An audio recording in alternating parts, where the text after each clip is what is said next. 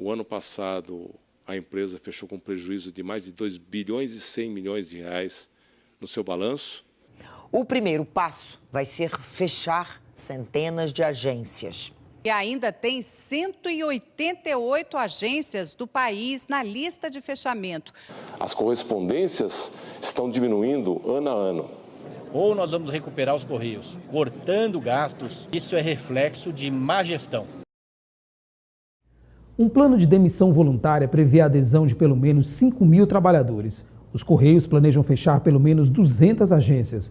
Em 2016, a empresa fechou as contas com um prejuízo em torno de 2 bilhões. Só com cortes de funções e cargos comissionados, a empresa diz ter conseguido uma economia da ordem de 20% na folha de pagamentos de janeiro. É válido lembrar que, em 2015, a empresa rebateu uma nota do jornal O Globo em que afirmava uma crise financeira instalada na ECT.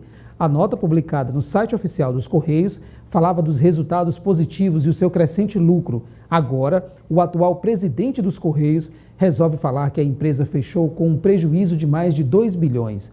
Várias perguntas cabem aqui. Para onde foi escoado o lucro dos Correios?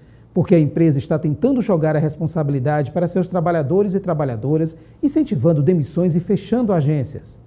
Nesta mesma nota, destacamos uma indagação da empresa em que eles afirmam que seus trabalhadores vêm sendo valorizados e que eles não são os mais mal pagos do funcionalismo público. Com a palavra, o trabalhador.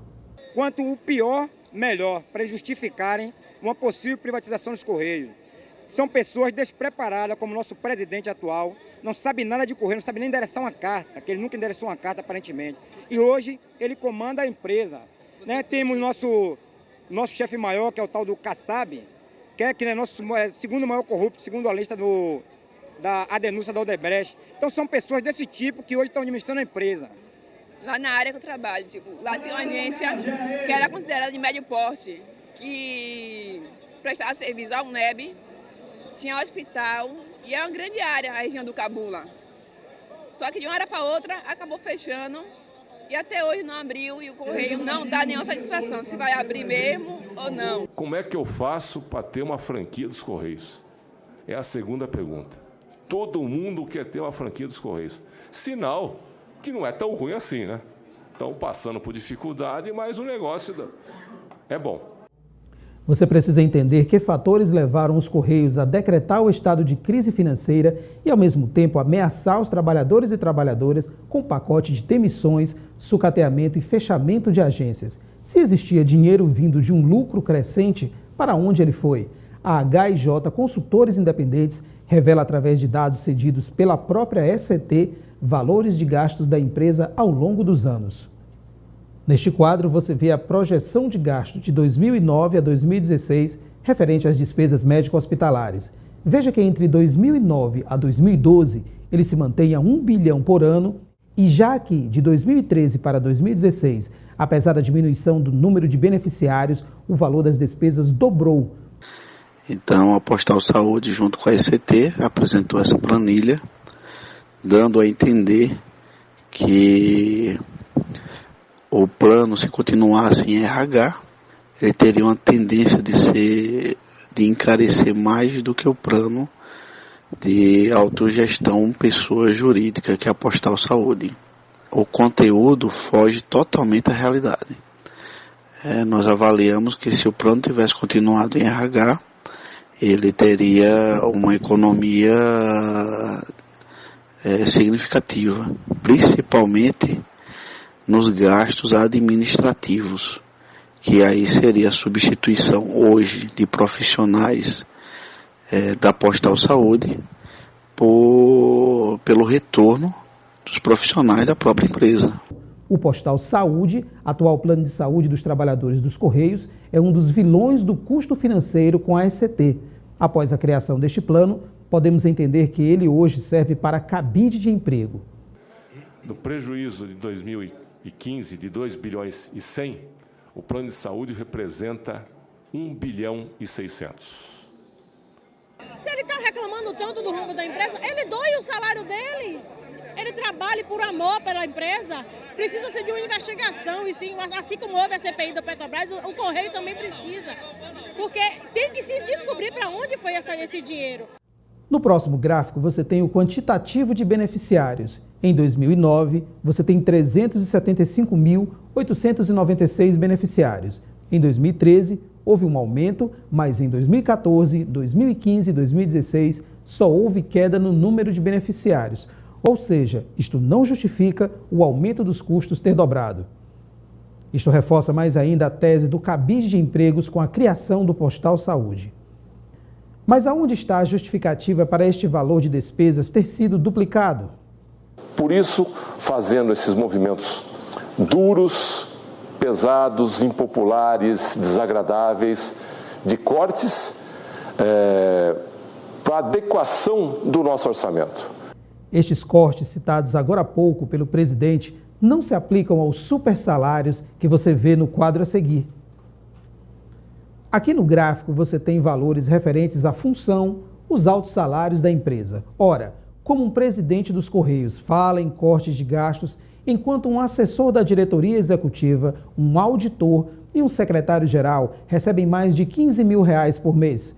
Qual o motivo de tantas funções? Levando em consideração que antes da criação do Postal Saúde, quem cuidava do plano de saúde eram os próprios servidores da ECT. Hoje, os custos dobraram e os serviços pioraram. O trabalhador precisa usar o médico várias vezes, né? Fazer check-ups e etc. E hoje o plano de saúde não está cobrindo nada, está negando tudo. Constantemente tomamos a porta fechada de várias clínicas, vários hospitais. Das 3 vezes que eu precisei, em nenhuma fui atendida. Inclusive, colegas que tiveram que pagar cheque calção para poder ter atendimento prévio para não deixar sua esposa sem atendimento. Observe comigo o quadro de receitas e despesas do lucro líquido, valores em milhões. De 2009 a 2012, podemos perceber um crescimento significativo no lucro líquido. A partir da criação da Correios Par e o Postal Saúde em 2013, o lucro líquido foi caindo, chegando ao rombo de 2 milhões. A empresa culpa o trabalhador, mas aqui você vê como o dinheiro da ECT está sendo distribuído. Você tem patrocínios, contratações diretas, os salários do alto escalão, os altos salários da ECT, viagens internacionais, criação da Correios Par, provisionamento da conta pós-emprego. Em 2009, o Postal Saúde representava 6,6% da receita total dos Correios. De lá até 2016, houve um aumento pequeno, 9,5%, menos de 10% da receita total da ECT. Como justificar o aumento de despesas de 1 milhão a mais na empresa? A empresa, na conta comerciais, até o mês de agosto de 2016, havia gasto quase 1,4 bilhão de reais.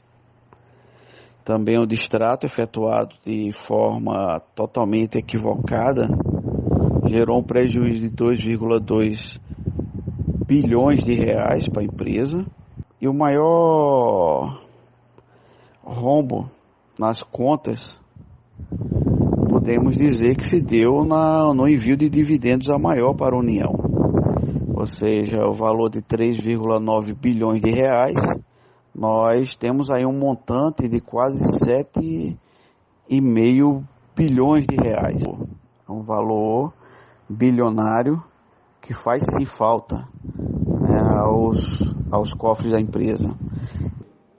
Tudo aquilo que foi conquistado através dos acordos coletivos de trabalho ao longo dos últimos anos, hoje, dentro desse novo cenário, dentro desse novo mundo, são impossíveis de serem mantidos pela empresa. Diante de um cenário de intransigência por parte dos representantes dos trabalhadores, nós teremos que tomar as vias judiciais. Sempre pipocando greves para tudo quanto é lado, piorando ainda mais a imagem dos serviços do Correio.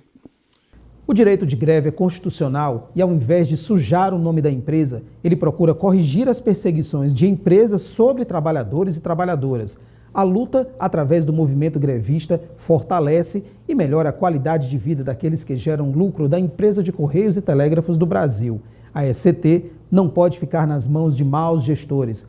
ela deve se manter pública e de todos. O Sincotelba repudia a intenção da presidência dos Correios em responsabilizar os trabalhadores pela má gestão e aplicar práticas de punição como fechamento de agências e incentivar demissões.